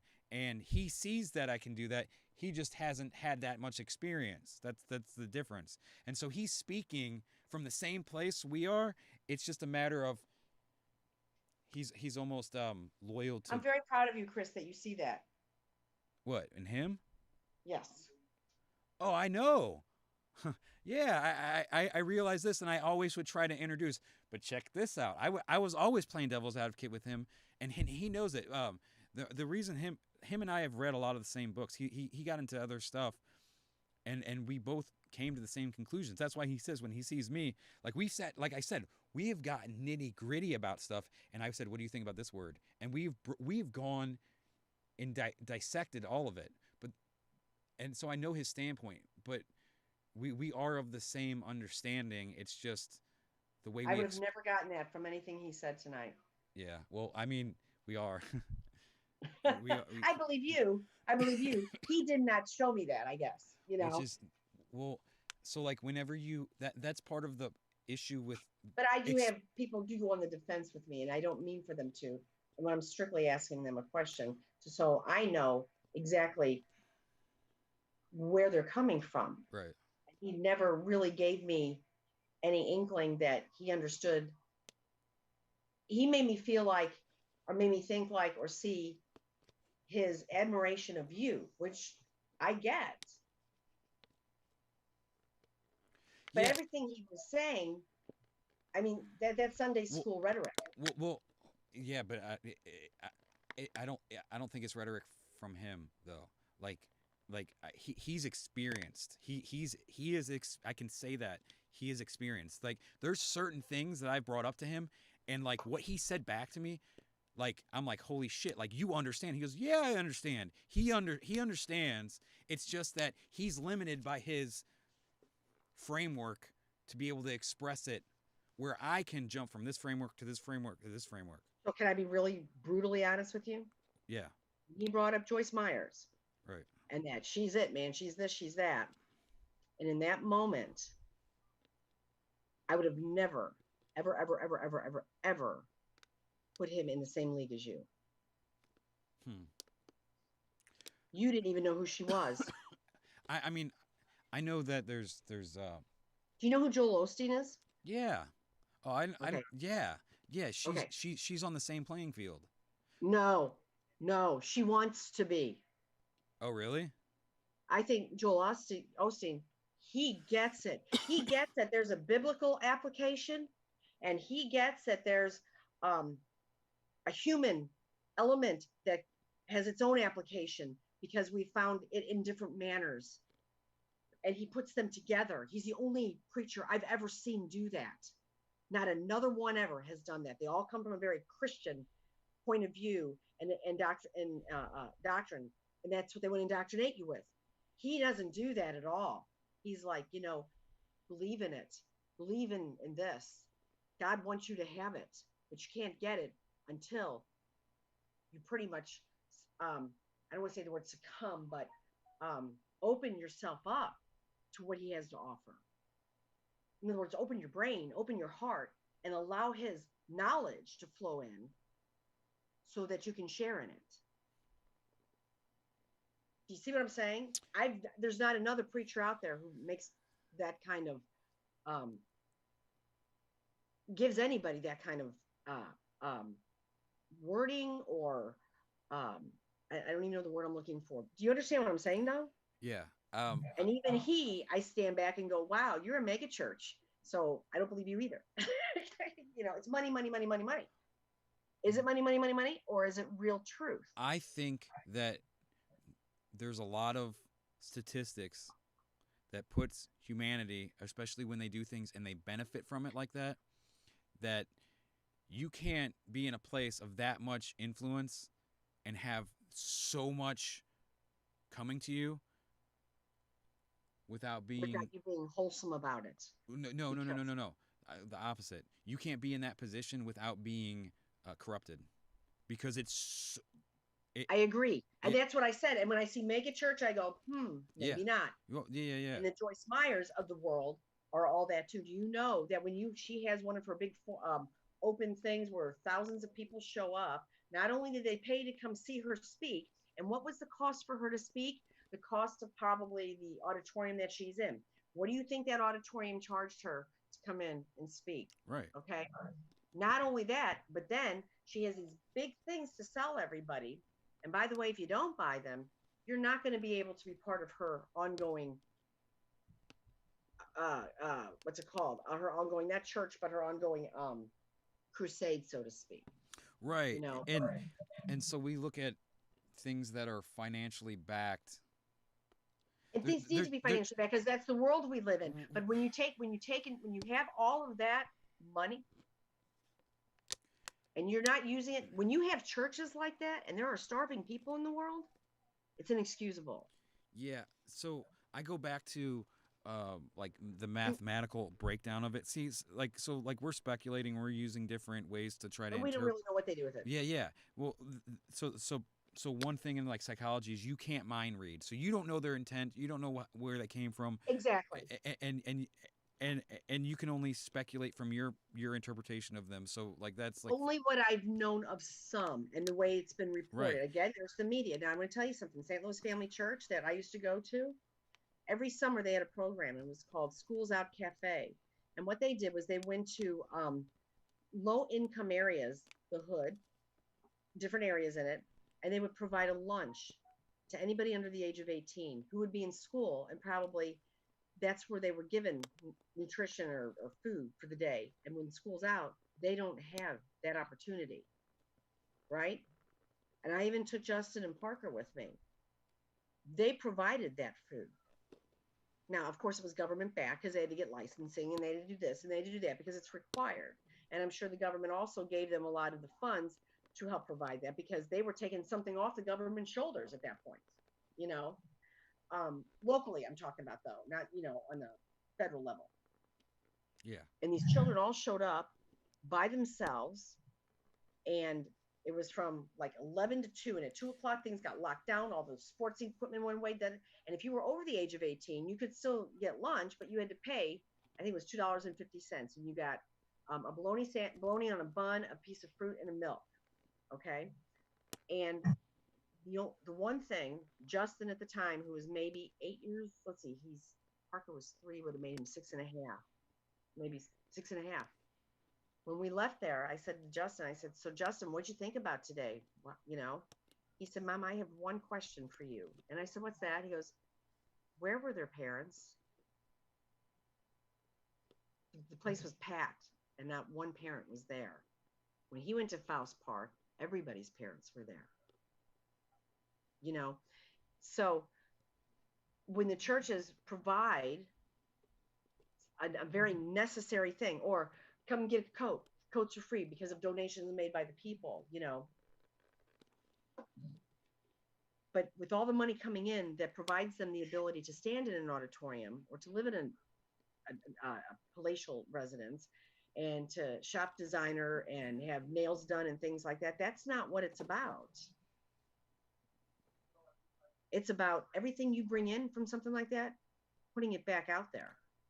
Yeah, yeah. So yeah, and different people can relate to things, but that goes back to the whole idea where it says people who are wealthy, they can't enter, and so that's what I was saying. Right. Yeah, yeah. No. I get that. But there are subtle nuanced ways that people can be outliers and they don't kind of follow the traditional rules of how we see things. And so I always kind of try to keep that, but but I am of the opinion where there's a lot of the same wisdom says the same thing. Like in the Tao Te Ching, it says if you don't aspire to have anything, clever people won't try to intervene and take advantage of you, right? So who said it? I just took it off my wall. Once you commit yourself, the universe will then will bring everything to you. You will have meetings with people. You will be in places that you would have never existed for you before. That commitment, but it has to be a commitment. So people without money don't have money because they don't want it bad enough. They don't focus on it enough. People who want to live a peaceful life, they don't think about it enough because peace comes to those who truly want it. I've never been unhappy a day in my life. I may have had situations, but never a day in my life have I been um, a miserable, unhappy person. And there are people who live like that. You know, even in my worst moment, I had someone ask me, "How do you walk in here every day with a smile on your face and just trudge forward?" And I looked at him and I said, "You know, if this is the worst thing that ever happens to me, I'm okay. I've already lived through it." You Mm-hmm. know, Mm-hmm. Parker said something to me the other night after the hospital and everything. And again, thank you for taking him there. Mm-hmm. Um, Again, the ER was empty, which kind of shocked me for all the media. You know, um, We have very low cases though. I'm sorry.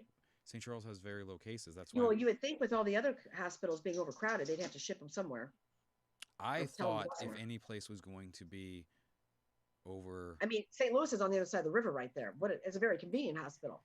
yeah, well, that's my point. I was going to say if any place was going to, in my perspective, if any place was going to be full, it was going to be that hospital. But like I said, in St. Charles County and city, the residents, it's 402,000 people. Um, in St. Charles, I think there's like 450 confirmed cases and like 16 deaths. When you run those numbers, it's very very minimal. Like like I like just ran the numbers again from today's CDC clip on my newsfeed, and even worldwide, we're at 0.0022% of deaths. right. Well, yeah, And but nationwide, we're at like 0.0025%. I think it I I I like there's people that I'm fucking guilty of it. Like whenever it first happened in my companies, like go home, you're gonna be working from home. I fucking sucked up the media. I was watching it like and then I didn't realize how fucking intense it What was does making fear me. do? What does fear do? It fucking is the mind killer. And not only that, but as soon as the fear grips you, it immobilizes you, Yeah, and all of a sudden everything that comes you're to you becomes something you can fear. Yeah. It comes to you then. What the mind can conceive, it will achieve. It will bring it on, right? So Parker was telling me how he and Justin had a conversation about me and about my lifestyle or whatever. And Parker's response to Justin was, I think mom has just become complacent. And Justin's response to that was, complacency is death. And I said to Parker, I said, I'm not complacent, Parker. I'm content. And there's a big difference. Well, it, it all goes back to the whole idea is you can have this thing where you're like, this is my goal and I have to achieve this. And once I achieve that, guess what? I'll be happy. Okay. And a lot of people will go and do that, but We'll they don't never realize reach it. once you get that, it is a momentary, it's like, Happiness is a moment. yeah, well, it's a momentary, uh, uh, neurotransmitter fucking going through your brain. You know, you're getting a dump Right. of dopamine. Once you kind of like get out of that rat race to try to have to go do that, then you can get to a space where you're content and you're at peace, and even more so at peace, you can also be in a phenomenal state, having very minimal things. It, Isn't that what it's supposed to be? that's what it's supposed. Well, that's why they always say it's the poor who are the richest, because The poor can have a better chance be, be, in getting to heaven than a rich man because does. they're not in the middle of that desire. They haven't got up the ladder enough where they can't jump back down. Once you go up So that, my little apartment here, I attained it on my own. I came from the smallest one upstairs across the hall from your dad down to the one next door to this one. right, I got all the furnishings. I did all this. right, And as a person, a single person, I would never need more than this. I have a car that runs. I have food. I have basic necessities. Anything else is gravy.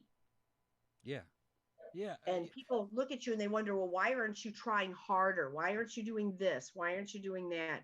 Because in the scheme of things, at 57, and I've had all of those things, nothing has brought to me the right, contentment I feel now. right, right. But No, I think you have to have knowledge of that in order to apply that. And that's why young people aspire to things that older people do not. yeah.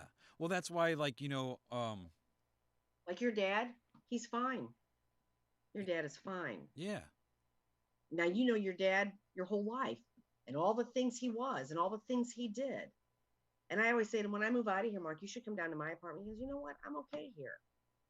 He's a little embarrassed sometimes, but embarrassment means that he hasn't reconciled. it's burning away the ego. Right. I've reconciled. I'm not embarrassed. Like Justin said something to me. Would you ever have Jordan's parents over here? I said, of course I would. I'm not embarrassed about my You've come to, apartment. yeah, yeah, yeah, yeah. And what they think of me is their thoughts. I don't have to think that of me. I see. See, I can't say that I'm in the perfect in that space. I've been in that space. I like on the day I can get there momentarily, mentally through different things. I've been in that space when I didn't care and I had nothing. It's not that I don't care. What? It's not that I don't care. No. Okay. Let me rephrase it. It's not My that I didn't. reality is perfect. Right. Well. Right. I did not have any qualms. Right. I wasn't. I every day I was like full of energy or anything. You know what happened, right? Like so I was in perfect spaces is mentally, and like it was 2015. Justin was coming over here all the time, and like I just got a motorcycle, and I'm like, I shouldn't get this motorcycle because I know what it was going to lead to, and I knew exactly where it was going to go.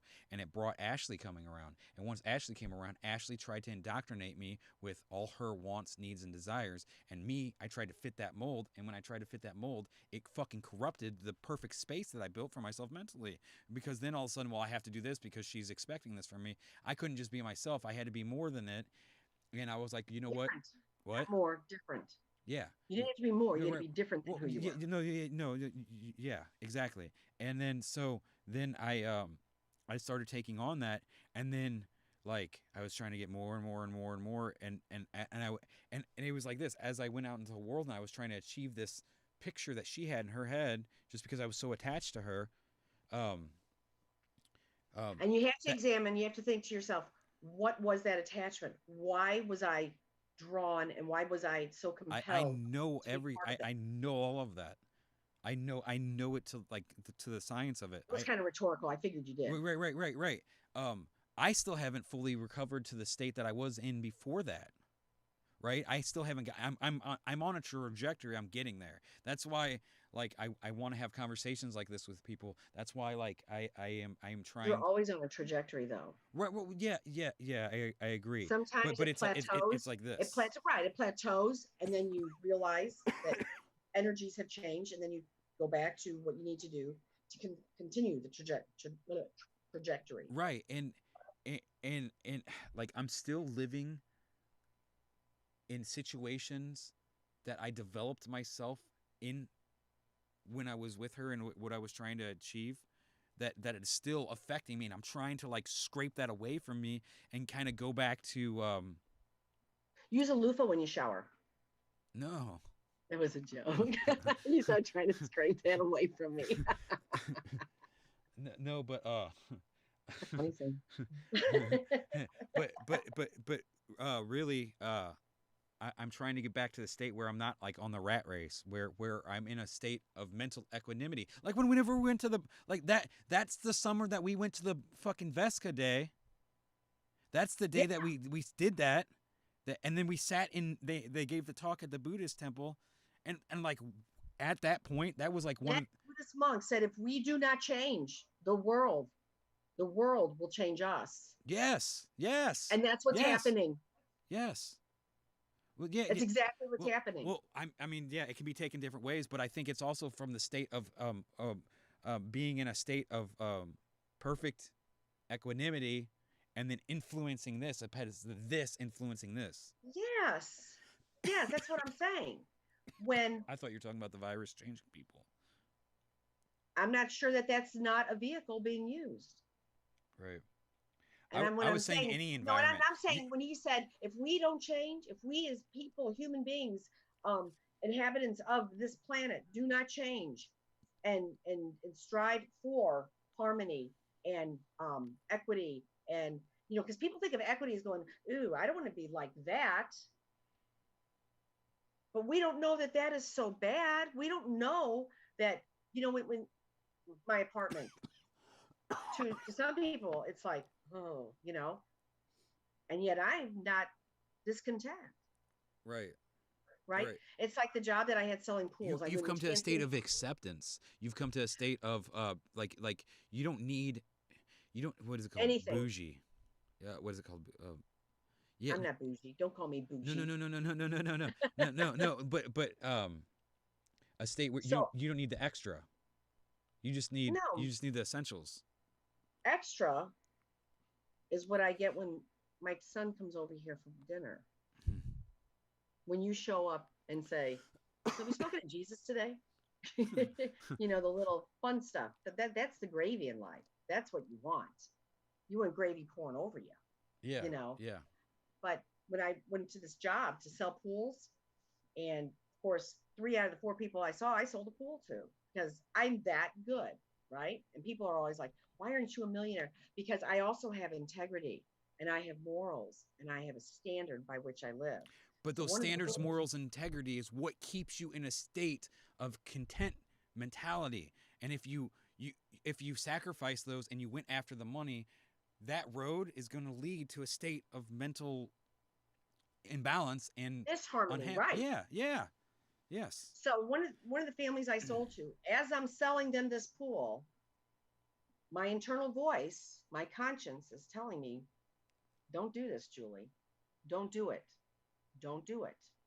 Because they didn't even have a car they could afford to fix. And I'm selling them a $13,000 pool that they're going to have 12 years of payments of $288 after she hands me 12? $700 in cash. 12?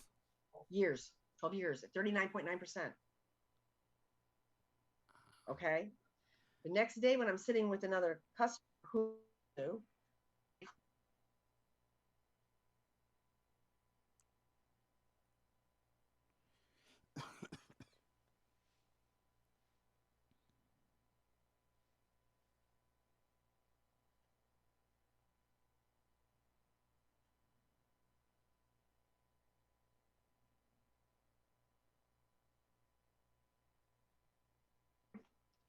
you Can you hear me now? Can you hear me now? yeah, Can yeah, you hear me yeah, now? yeah, yeah, yeah.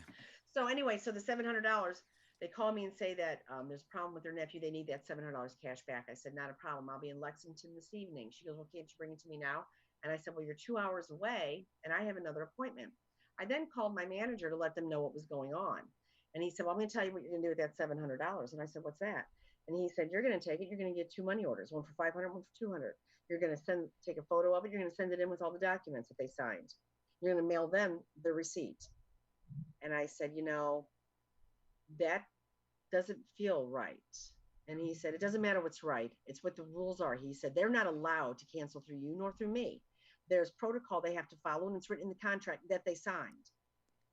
And I said, I understand that. I'm telling you how I feel. And I said, and listen, I've already told them I bring them the money. I said, they're going to ring my phone off the hook.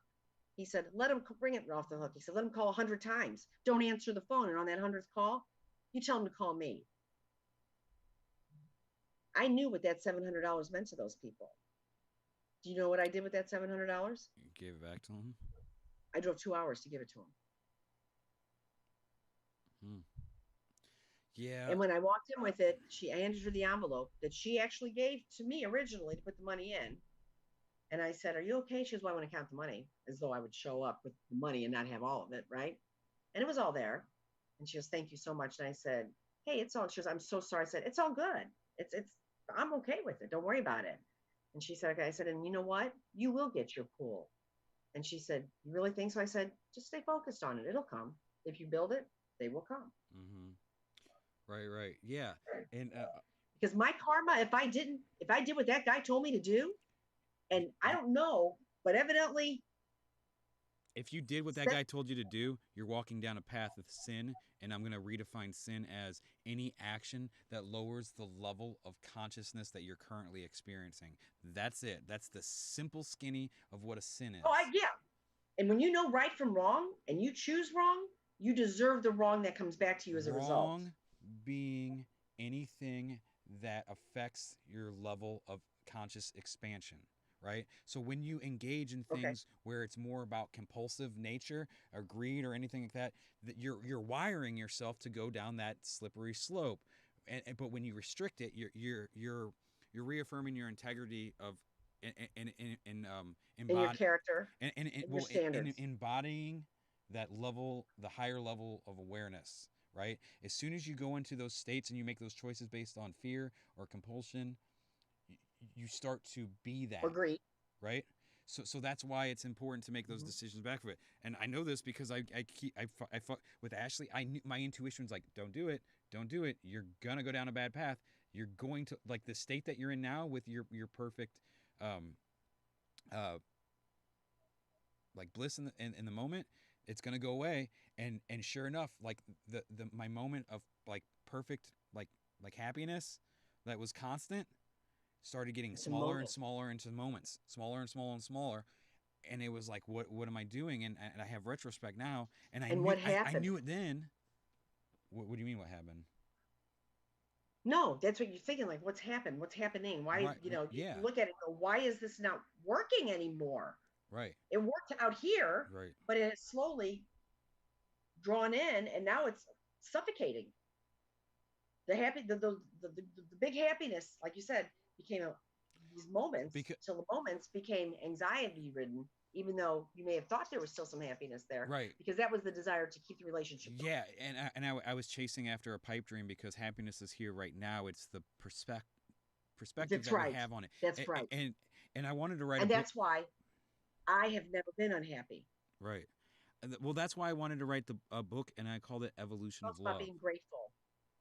Yeah. When you're grateful, you're happy.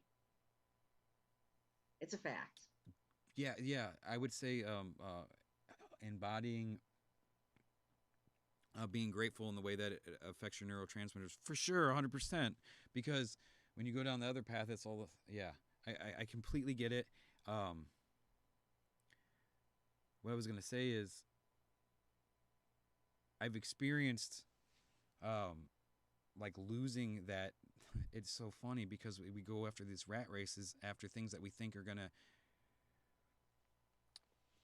make us happy or make us improve our lives happier or or something like that. And what happens is like I said, the opposite. But I call it the evolution of love, and because love is just attachment, right? yes. Right. But so like, No, no, love is not well, no, no, no, no, attachment. no, no, no. No, let me go off on a tangent. Love is the ability to give it away. We'll see. Love, it starts off in its premature, premature or very immature state of like, I want that for me. I love this, and it's attachment. But that attachment grows from something that's self-centered, and like there's two forms Ego. of love. Yeah, yeah, yeah. Where it's self fulfilling. So a lot of people in a relationship, this is where the relationship and the dynamics of them can really bring you down. Is because when you need that other person, that can be the strongest attachment, but that other person can also, it keeps you in that lower state of love. The real highest divine state of love is not like, I have this and I love it and I'm attached to it. It's all of this thing I'm attached to it. There's no boundary between you and this. The attachment changes. It's not just this and that. And it's simply put, is there's two states of love. The immature state is going to a flower and picking that flower because you want to keep that flower for yourself. And then the evolved mature state of love is going and observing that flower in its Watering the flower. perfect no, observing the flower in its perfect state and not affecting it and just admiring it from a distance. As soon as we try to make it ours in any way, shape, or form, that is when attachment's coming through. Perfect love or agape or ahava is whenever you That's what it is. That's agape. Right. yeah, it is when you're there and you're not Agape trying to is perfect change love. it. You observe it in its perfect place, and it's because you're of the and you're So, the highest level of love is something that you are, not something you're trying to achieve. That's the biggest difference between them. right. Right. So my kids, and I'm talking about these three boys, not you guys, which I do consider my children as well. But I had firsthand in raising them, and the only hand and the main hand, right, more or less, right. And I raised them with an open mindedness, and I had to start there. I had to have the open mind in order to give them an open mind, right?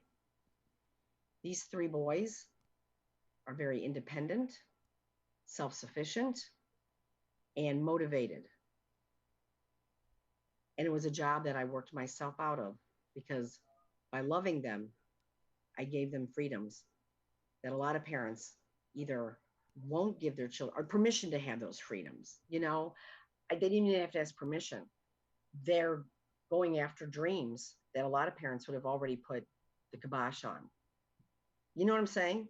Like, oh, that's never going to happen. That's never going to happen. That's never going to. Instead, I encourage it, right? And I'm very proud of what they do.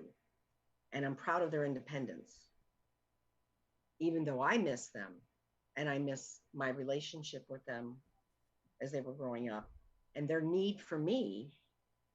But the fact that they don't need me and they are independent means I did my job as a parent. I love them enough to give them wings to leave. You know what I'm saying? God, the universe gives us wings to make choices in hopes that those choices are for the betterment of ourselves and humanity as a whole and the world that we live in. Right. That's what the free choice is. So you think that so you're saying that you gave them the choices to do that. No, I gave them the freedoms to make the choices. Hmm. I gave them boundaries when they were young so they knew how to live. The only rule in the house, there was one rule only. You know what the rule was? What? I'll never forget this either because Jim Kiley asked me one time, he goes, if you could teach your kids anything, what would it be? I said, respect. Because out of respect was respect for yourself, for others, how you treat others, what you do with your things, and how you live your life. Mm-hmm. And no Ren and Stimpy. And no Red and Stimpy, that's right. Or Simpsons. Because that's respecting your mind. Yeah, The input. I mean, now I look back at stuff and it's like, yeah, it's garbage in, garbage out. And remember how I was? Remember how I wouldn't let you guys watch Ren and Stimpy at the house when you'd come over? It was Beavis and Butthead too. Yeah, it was. Beavis and Butt. Yeah, I was pretty strict about that stuff because I did not believe that that was the input that anybody needed in order to live life sufficiently. But I'm the same way with Luke. You know, Luke would tell people that like how I was with him was like I was a Nazi because um, I would put restrictions on what he can and can't do, and he was like, "But all these other kids are doing this stuff," and I'm like, I don't care. Like I know this from a psychological perspective. When you put information like that into you, it's going to affect you. Right. Adam could never understand why I didn't let him play fighting games. And I said, because this is all you do. Right. That's your input.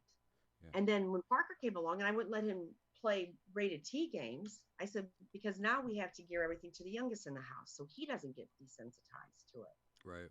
Sensitivity is the empathy that we need. Right. I know that, and I know how it can affect people. I know how it can affect people because when people just imagine training to play the piano or training to play the guitar, just in their head imagining it, they're still wiring certain neurological networks of perception. And the way this can come out in video games is you can become desensitized. Right. Like what and you're you also saying. know that when you want something or you want to go somewhere, you want to do something, if you see yourself doing it in your mind's eye, your brain doesn't know any different. Right. And that's how you hone a skill. Yeah. Mm-hmm. You know, but of course, without application, it doesn't mean anything. Yeah. It's like words without deeds don't mean anything. It's like you can want something, but if you don't take the steps to get there, to go somewhere, you're never going to get there. Yeah, it's like watch your thoughts because your thoughts become your words. Watch your words because your words become your actions. Watch your actions because your actions become. Tomorrow. I don't know what time his appointment is, but he has an afternoon appointment. I'm leaving work, taking him, and probably not going back to work. So it's too late to do a haircut now. Yeah. So let's kind of like make that a goal. Can we do that? What, a haircut? Yeah. Yeah, it's a matter of I work till 5 every day. That's fine. I work till 6, but I'm going to probably take the afternoon off to take him to the orthopedic. Tomorrow? Yeah, because he's got to go see an orthopedic. He's going to go see Dr. Bell, the same doctor that did his elbow, so that he can that hand. Did you see the X-ray? Oh yeah, I mean his hand looks very similar to how mine looked. If you take a pencil and you break it, it's not a clean break, right? And it's kind of jagged, and it's kind of like the one end will have a long end over here, and the other one over here will have a long end over here. Yeah. That's how his finger is broken right through here. Yep. Yeah. I saw it, and it's rotated, and exactly, it's twisted. Yeah, So they're going to have to turn it back and put pins in it. That poor kid, after that elbow